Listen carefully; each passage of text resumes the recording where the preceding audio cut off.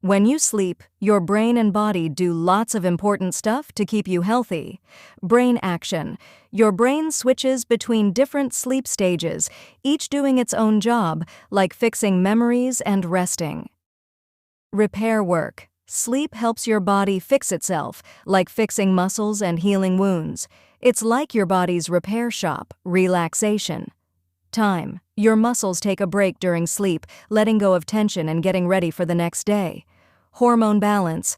Sleep helps keep your hormones in check, which control things like hunger, stress, and growth. Stay strong. Sleeping well keeps your immune system strong so you can fight off sickness. Temperature control. Your body cools down a bit while you sleep, saving energy and keeping everything running smoothly. So, sleep isn't just downtime. It's your body's way of staying healthy and ready for whatever comes your way.